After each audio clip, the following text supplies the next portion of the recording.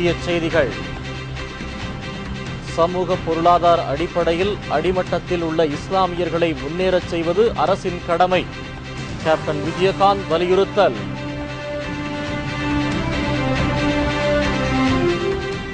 நாடாளுமன்ற தேர்தலுக்கு தயாராகிறது பாஜக. முதலமைச்சர்களுக்கு அவசர உத்தரவு.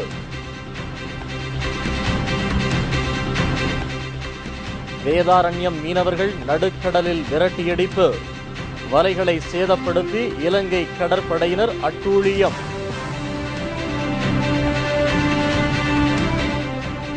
கால்நடை மருந்தகத்திற்கு தேமுதிகவினர் வர்ணம் பூசி புதுப்பித்தனர்.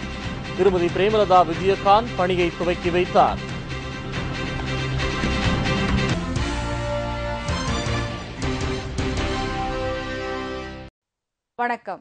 வணக்கம். விரிவான செய்திகள். சமூக பொருளாதார அடிப்படையில் அடிமட்டத்தில் உள்ள இஸ்லாமியர்களை முன்னேறச் செய்வது அரசின் கடமையாகும் என்று கேப்டன் விஜயகாந்த் வலியுறுத்தியுள்ளார். தேமுதிக நிறுவனத் தலைவர் கேப்டன் விஜயகாந்த் வெளியிட்டுள்ள ரம்ஜான் வாழ்த்துச் செய்தியில், இஸ்லாமியர்களுக்கு ரமலான் மாதம் புனிதமானது. இந்த மாதத்தில்தான் ஐம்பெரும் கடமைகளில் ஒன்றான நோன்பினை மேற்கொள்கிறார்கள் என்று தெரிவித்துள்ளார். பசிப்பிணியின் தன்மை பற்றி அனுபவபூர்வமாக அறிந்து கொள்ளும் வாய்ப்பை இந்த நோன்பு கொடுக்கிறது. இதன் மூலம் வறுமை ஒழிப்பிற்காக ஏழைகளுக்கு உதவுவதற்கு உரிய கடமை வலியுறுத்தப்படுகிறது என்று தெரிவித்துள்ளார். இருப்பவர்கள் இல்லாதவர்களுக்கு கொடுத்து உதவுவதன் மூலம் ஒரு சமூக அமைதியையும் ஒற்றுமையையும் நிலைநாட்ட முடியும் என்று தெரிவித்துள்ள கேப்டன், இஸ்லாமியர்கள் சமூக பொருளாதார அடிப்படையில் அடிமட்டத்தில் உள்ளனர். அவர்களை முன்னேறச் செய்வது ஒரு முற்போக்கான அரசின் கடமை என்றும் தெரிவித்துள்ளார். இன்று சிறுபான்மை இனத்தவராக உள்ள அவர்களுக்கு உரிய பாதுகாப்பே கேள்விக்குறியாகி வருகிறது. அஸ்ஸாமில் நடந்த கலவரமும் அதன் விளைவாக மற்ற மாநிலங்களில் ஏற்பட்டுள்ள நிலைமைகளும் கவலை கொடுக்கிறது என்று கேப்டன் தெரிவித்துள்ளார்.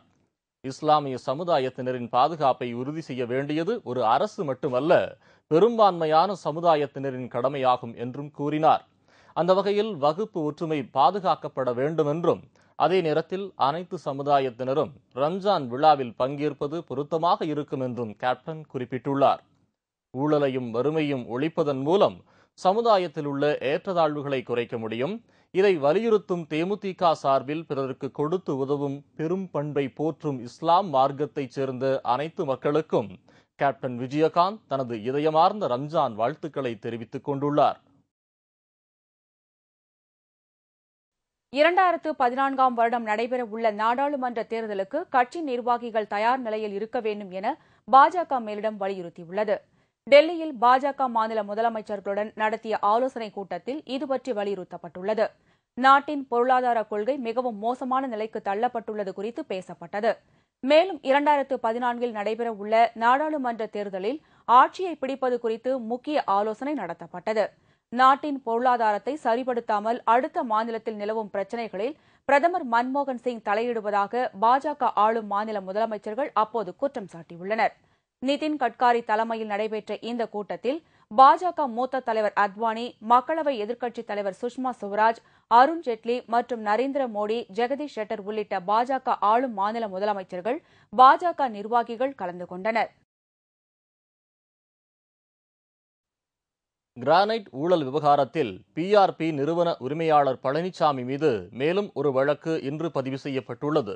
இந்நிலையில் நேற்று சரணடைந்த பழனிசாமியை இன்று பிற்பகலுக்குள் நீதிபதி முன்னர் ஆஜர்படுத்த மதுரை காவல்துறையினர் திட்டமிட்டுள்ளனர். மேலும் அவரை தங்கள் காவலில் எடுத்து விசாரிக்க அனுமதி கோரவும் முடிவு செய்துள்ளனர்.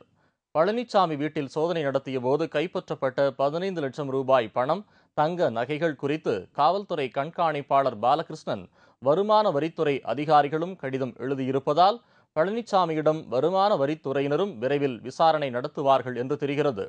இந்நிலையில் மதுரை மாவட்டம் கீழவளவு அருகே உள்ள நவக்குடி கண்மாய் மற்றும் அரசுக்கு சொந்தமான புறம்போக்கு இடத்தில் வெடிவைத்து தகர்த்து சட்டவிரோதமாக கிரானைட் கற்களை வெட்டி எடுத்துள்ளதாக பிஆர்பி நிறுவனத்தின் மீது புகார் கூறப்பட்டுள்ளது. வருவாய் துறையினரின் ஆய்வை அடுத்து கிரானைட் எடுப்பதற்காக வெட்டிய குழிகளை மறைக்கும் முயற்சியிலும் பழனிசாமி ஈடுபட்டதாக தெரியவந்துள்ளது.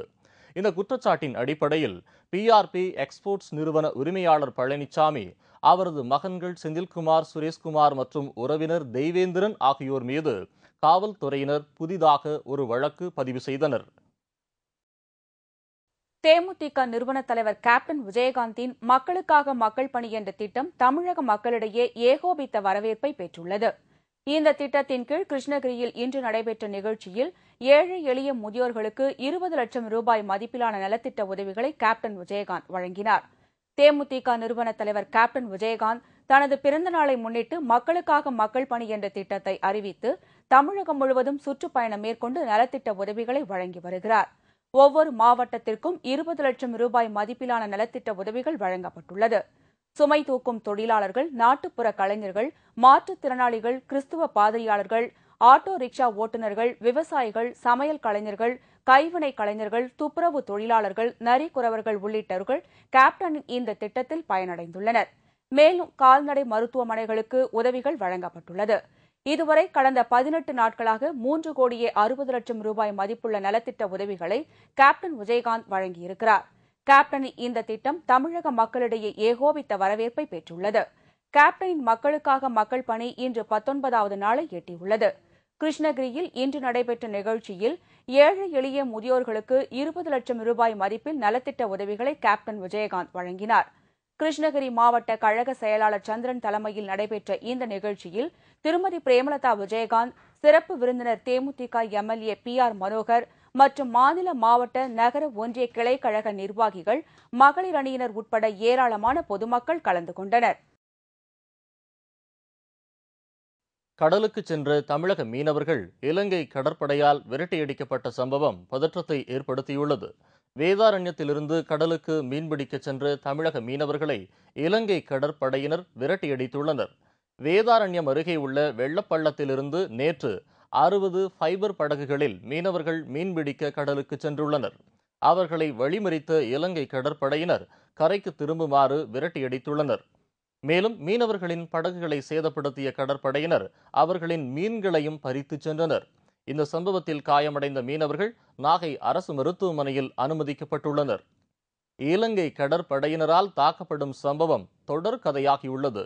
கடலுக்கு செல்லும் மீனவர்கள் கரைக்கு திரும்பும் வரை உயிரை கையில் பிடித்து வாழும் நிலைதான் தற்போது வரை நிலவுகின்றது.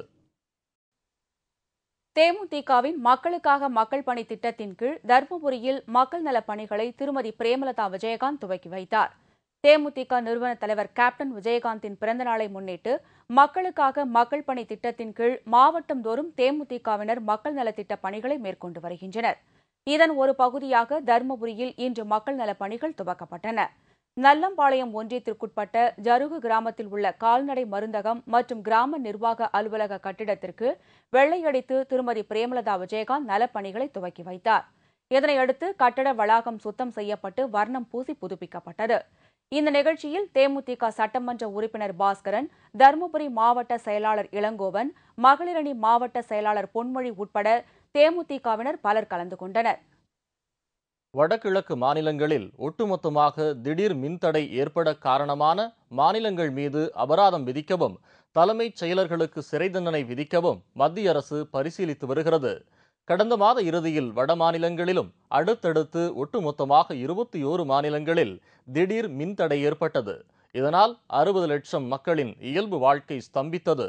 இதற்கு காரணமான மாநிலங்களுக்கு நோட்டீஸ் அனுப்பி விளக்கம் கேட்கப்பட்டுள்ளது. இதுகுறித்து இன்று செய்தியாளரிடம் பேசிய மின்துறை அமைச்சர் வீரப்ப மொய்லி, ஒட்டுமொத்த மின்தடைக்கு காரணமான மாநிலங்களுக்கு அபராதம் விதிக்கவும் மின் முறையினை நிலைகுலையச் செய்ததற்காக சம்பந்தப்பட்ட மாநில தலைமைச் செயலர்களின் பொறுப்பின்மை காரணமாக அவர்களுக்கு சிறை தண்டனை விதிக்கவும் மத்திய அரசு தீவிரமாக பரிசீலித்து வருவதாக தெரிவித்தார். மேலும் இதுபோன்ற மின் திருட்டுக்களை தடுக்கவும் கண்காணிக்கவும் மாநில அளவில் ஒழுங்குமுறை ஆணையத்தை அமைப்பது குறித்தும் பரிசீலிக்கப்பட்டு வருவதாக வீரப்ப மொய்லி கூறினார். புதுச்சேரி பயங்கர வன்முறை பூமியாக மாறி வருகிறது.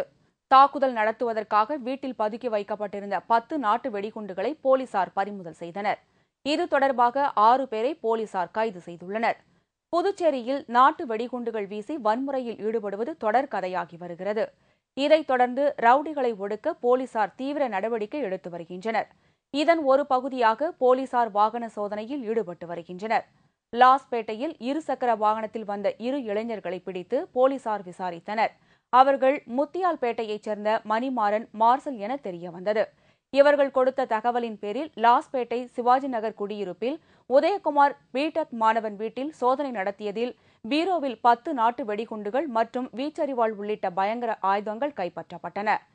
இவர்களிடம் விசாரித்ததில் பிரபல ரவுடி அன்பு ரஜினியை தீர்த்து கட்ட சதித்திட்டம் தீட்டவே நாட்டு வெடிகுண்டு பதுக்கியதாக தெரியவந்துள்ளது. இதைத் தொடர்ந்து சிவராஜ், காளியப்பன், சத்யரான், ராணசேகரன் உள்ளிட்டோரை போலீசார் கைது செய்து விசாரித்து வருகின்றனர். விரைவில் சட்டம் ஒழுங்கு கட்டுக்குள் கொண்டுவரப்படும் என்று புதுச்சேரி டிஐஜி சுக்லா தெரிவித்துள்ளார். இதனிடையே மதுரை அருகே கண்மாய்க்குள் கிடந்த கைத்துப்பாக்கி, கையெறி குண்டுகளை போலீசார் கைப்பற்றிய சம்பவம் பரபரப்பை ஏற்படுத்தியுள்ளது. சமூக விரோதிகள் யாரேனும் கொலை செய்யும் நோக்குடன் கொண்டு வந்தனரா, போலீஸ் சோதனைக்கு பயந்து கண்மாய்க்குள் வீசி சென்றனரா என்ற கோணத்தில் போலீசார் விசாரணை நடத்தி வருகின்றனர். பெங்களூருவிலிருந்து ஹவுகாத்தி சென்று கொண்டிருந்த கவுஹாத்தி எக்ஸ்பிரஸ் ரயிலிலிருந்து அடித்து உதைத்து வெளியே தூக்கி வீசப்பட்ட 2 பலியானார்கள். மேலும் 7 பேர் படுகாயமடைந்துள்ளனர். கவுஹாத்தி எக்ஸ்பிரஸ் ரயில் மேற்கு வங்க மாநிலம் ஜல்பாய்குரி மாவட்டம் வழியாக சென்று கொண்டிருந்த போது இந்த சம்பவம் நிகழ்ந்துள்ளது. ரயிலில் பயணம் செய்து கொண்டிருந்த தங்களை அடையாளம் தெரியாத சில மர்ம நபர்கள் அடித்து உதைத்து ரயிலுக்கு வெளியே தூக்கி வீசியதாக இந்த சம்பவத்தில் காயமடைந்து மருத்துவமனையில் சிகிச்சை பெற்று வருபவர்கள் தெரிவித்துள்ளனர். இந்த தாக்குதலின் பின்னணி என்ன என்பது பற்றி விசாரணை நடத்தி வருவதாக அந்த பகுதி ரயில்வே மேலாளர் தெரிவித்துள்ளார். இதனிடையே இந்த சம்பவம் பற்றி கேள்விப்பட்ட உள்ளூர் மக்கள் தாக்குதலுக்கு எதிர்ப்பு தெரிவித்து ரயில் மறியல் போராட்டத்தில் ஈடுபட்டனர். இதனால் பெரும்பாலான ரயில்கள் தாமதமாக வந்தன. பின்னர் போலீசார் அவர்களுடன் பேச்சுவார்த்தை நடத்தியதை அடுத்து போராட்டம் கைவிடப்பட்டது.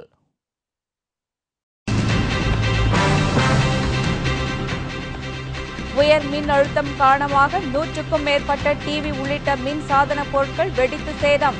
திருத்தணி அருகே பொதுமக்கள் கொதிப்பு.